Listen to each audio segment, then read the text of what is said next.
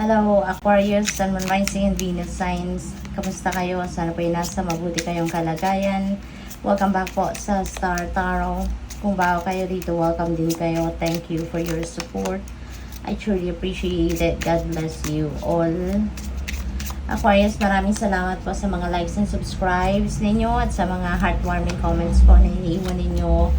Thank you. We have 5 of Swords.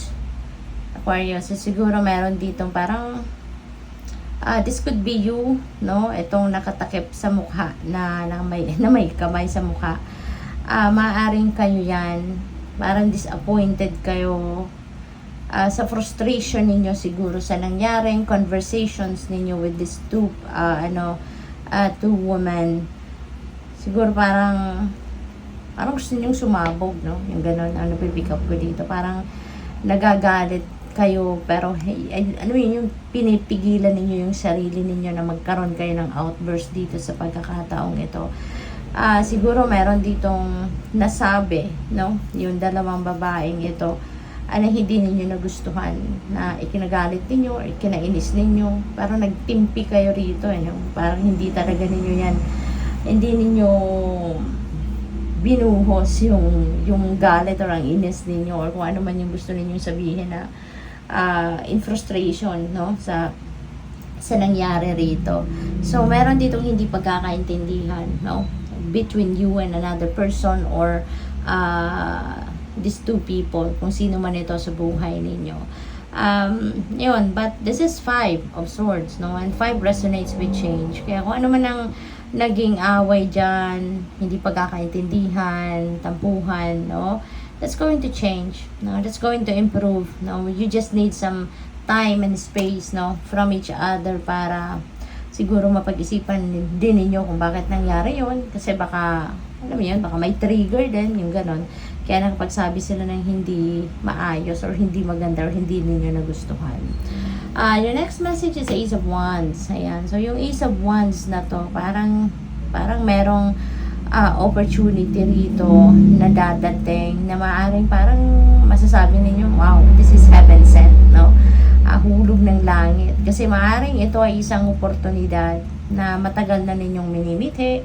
Maaaring oportunidad na gustong-gusto nyong makuha, you know, or gusto nyo nang magkaroon ng ganon sitwasyon. So, maybe, ganon ang sitwasyon rito, Aquarius, no? So, possibly na this is anything related, no, sa inyong mga talents, sa inyong mga gifts, maaaring ganon, no? So, this could be something na siguro from passion ninyo, magiging career ninyo ito, kung ano man itong passion ninyo, no? So, good luck sa'yo.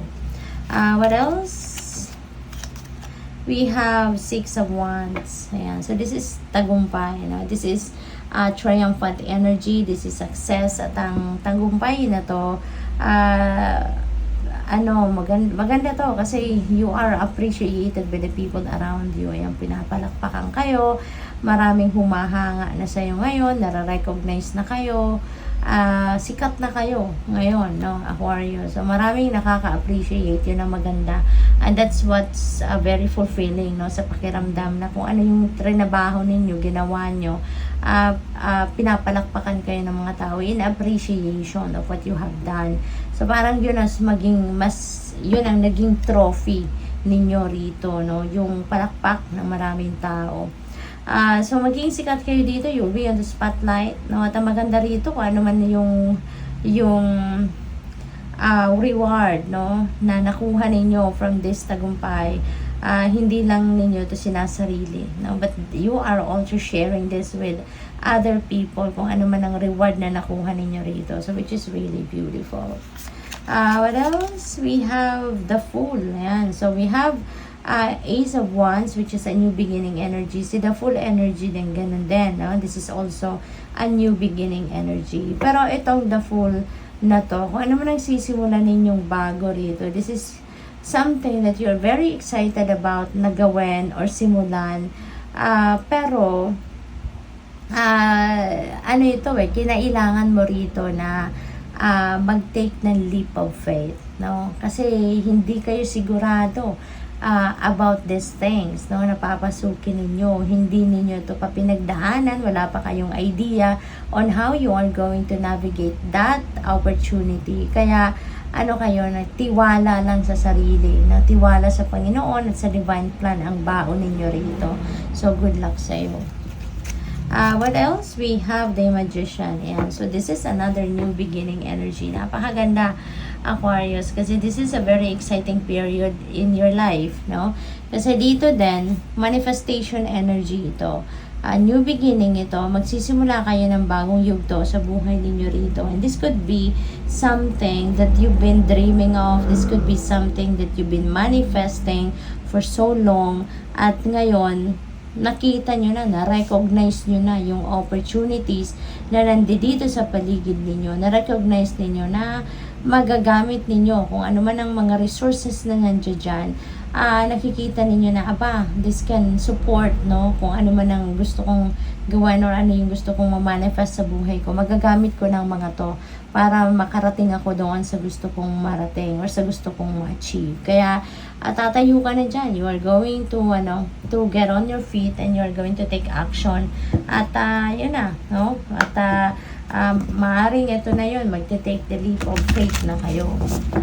So, depende sa inyong sitwasyon, no? Pwedeng, pwedeng sa iba't ibang area ng buhay ninyo or pwedeng sa isa lang, pwedeng trabaho yan, diba? Pwedeng pagtatrabaho abroad, pag-a-apply abroad, no? Pag-migrate or take advantage ng siguro financial opportunities, no?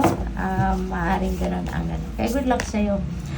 She's 1,000 flowers. Ayan. So, napakaganda. Kasi, this is also manifestation energy, no? So, definitely, meron kayo ritong mamamanifest talaga, no? Maaaring ito na yun. Kung ano yung, siguro, baka ma-manifest nyo na yung dream house ninyo, dream car ninyo, dream job ninyo, yung mga ganun ba, no? So, ngayon, talagang, parang you are in sync with the divine universe. You are in sync with the cosmos ngayon. At nandiyan yung support nila para sa'yo, para makamit mo kung ano man yung mga pinapangarap ninyo. We have the next journey, beacons. Ayan. So, may travel, no? Na gagawin kayo sa ngayon, Aquarius. Yung travel na to could be something na baka matagal nang nakabook ito, or siguro impromptu na travel, or baka meron na kayong hinihintay, no, na schedule na lang, or baka hinihintay nyo na yung araw ng pag-alis ninyo. Maaaring ganun ang ganap dito, no, Aquarius. And tsaka bit-bit ninyo rito, no, aside from excitement, bit-bit ninyo rito yung inyong courage at yung inyong bravery, no, sa pag-alis ninyo. Kasi maaaring kung saan man kayo pupunta rito, baka first time ninyong mapuntahan ang lugar na yan, or kung ano man yung gagawin ninyo rito sa destination ninyo, baka first time ninyong gagawin, ano, it could resonate with the full energy. So, kaya, hindi lang yung excitement ang dala-dala ninyo sa sarili ninyo dito, kundi pati yung tapang. Kasi alam ninyo na baka, uncharted territory ito para sa'yo. Kaya, good luck po. We have She is Moonlight Shy. Ayan. So, parang parehas sila, no? Ang hitsura ng card, parang parehas. But, dito, ang vibe ng energy na to, parang nakikipag-usap ka ngayon, no? Sa Panginoon, nakikipag-usap ka sa divine universe sa ngayon. Nakatingin ka dyan sa buwan, and parang nag-stargazing ka din. And parang kayo parang nag-inner work kayo sa ngayon. Parang din na you are tuning in with your intuition dito, no? Parang may connection kayo no? With the moon and the stars dito. So siguro nagninilay-nilay or nagmumuni-muni kayo. Naghihingi siguro kayo ng guidance rito, naghihingi kayo ng enlightenment dito, no? You're having a conversation, no? Yun ang napipick up ko. You're having a conversation dito with God, no? And the rest of your spirit team. Siguro naghihingi kayo ng gabay. Kasi pwede, no, na meron kayong mga desisyon na gagawin talaga sa ngayon. That could be related to this full energy, could be related to magician. So before you take action siguro, nakikipag-usap kayo, no?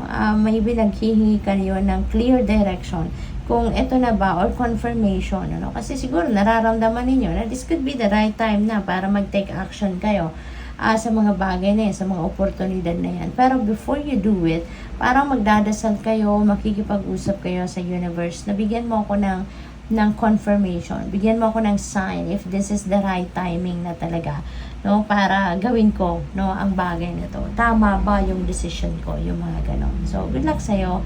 Thank you for watching. Love and light. Namaste.